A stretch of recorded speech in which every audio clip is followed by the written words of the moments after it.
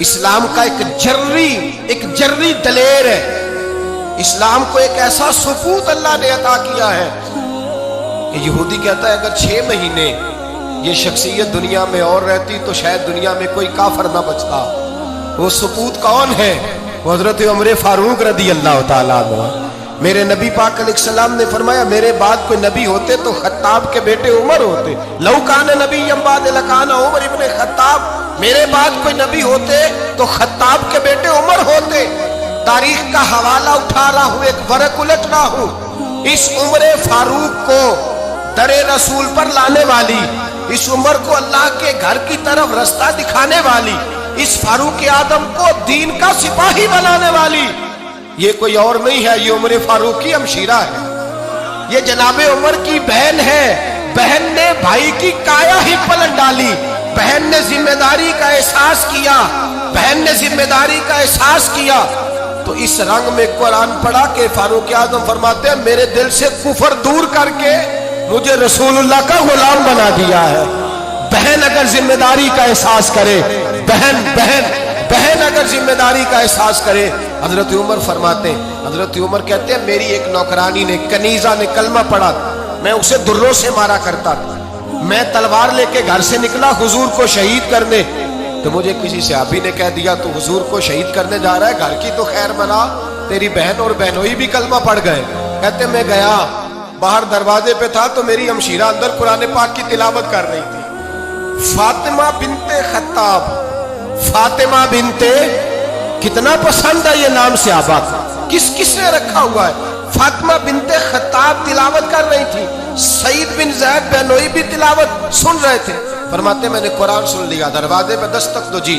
بہن نے دروازہ کھولا، قرآن پاک کے صفحے چھپا دیے. کیا کر رہے تھے تم لوگ؟ بہن خاموش ہو گئی. میں نے کہا بولتے کیوں نہیں؟ مجھے کسی نے بتلایا ہے تم نے کلمہ پڑھا ہے. تو کہتے میری بہن جو مجھ سے اتنا پیار کرتی تھی کہ کبھی بولی نہیں تھی، کبھی باجوں میں کہتا تھا ہو جاتا تھا، آج میں نے اس بہن کی آنکھوں میں توحید کی لذت دیکھی، اس کی پیشانی میں سجدے کا نور دیکھا، اس کے لب و لہجے میں رسول اللہ کی شریعت کی چھاپ دیکھی. تو میری بہن کہنے لگی عمر تم نے جو سنا ہے سچ سنا ہے. اب میں اور میرا خامد مصطفیٰ کے نوکر ہیں، اب ہم دین کے پیروکار ہیں. کہتے زور سے تماچا مارا، میں گر گئی. میرے خامد کو مارا پیٹا، کبھی جھگڑا نہیں ہوا تھا، آج پہلے دن عمر نے مارا.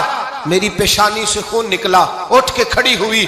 میں نے کہا تو مجھے جان سے پیارا بھائی ہے، زندگی بھر تیرے سامنے کبھی میں نے کلام نہیں کیا، لیکن عمر یہ توحید کی بات ہے، یہ رسول اللہ کی بات ہے. اگر تو خطاب کا بیٹا ہے تو میں بھی خطاب کی بیٹی ہوں. جس ماں کی چھاتیوں سے تو دودھ پی کے جرری ہوا ہے میں نے بھی اسی ماں کا دودھ پیا ہے. جتنی طاقت ہے تو لڑا لے، جتنی ہمت ہے تو مار لے، لیکن اب میں رسول اللہ کا دامن نہیں چھوڑوں گی. حضرت عمر کہتے ہیں بہن کی قوت ایمانی نے، بہن کی قوت ارادی نے، بہن کے توکل اور یقین نے مجھے مجبور کیا. میں نے کہا میری بہن کے دل میں اگر کوئی بات آئی ہے تو اس میں سچ ضرور ہوگا، اور اگر بہن بھائی کو اس دلیری کے ساتھ درس دے رہی ہے تو اس کے اندر کوئی نکھار ہے. میں نے کہا لا ذرا تو کیا پڑھ رہی تھی؟ جناب عمر کہتے ہیں پھر بہن نے دلیری والا جواب دیا. فرمایا ایسے کیسے لاؤں؟ جا پہلے غسل کر کے آ، جا وضو کر کے آ، کپڑے بدل کے آ. یہ رسول اللہ کا قرآن ہے، یہ اللہ کی کتاب ہے. بے وضو بے غسل نہیں پڑھی جا سکتی. فرماتے میں غسل کر کے کپڑے بدل کے جو بیٹھا، بہن نے قرآن پڑھا، بہن نے قرآن پڑھا. اللہ کرے بہنیں بھائیوں کو قرآن سکھانے لگے، اللہ کرے بہنیں بھائیوں کو حدیث سکھانے لگے، اللہ کرے بہنیں اپنے بھائیوں کو رسول اللہ کے در پر جھکانے لگے، اللہ کرے بہن کہنے لگے آ جا مل کر کے دونوں دین کی. بہن نے قرآن پڑھا. فاروق اعظم رو رو کے نڈال ہو گئے. حضرت عمر کہتے ہیں بہن کی زبان سے چند آیتیں سنی تو میں نے کہا مجھے باندھ لو، ہاتھ باندھ لو. میں حضور کو قتل کرنے کے ارادے سے آیا تھا نا، اب مجھے باندھ لو. کرو آیا سا مار مقامنے نو، ہن مینو مار دے لے چلو. مت عمر دی عمر برباد ہوئے جتھے عمر سوار دے لے چلو. اب مجھے لے جاؤ در رسالت ماپ. ایک بہن نے ذمہ داری کا احساس کیا تو حضرت عمر جیسا سپوت دیا.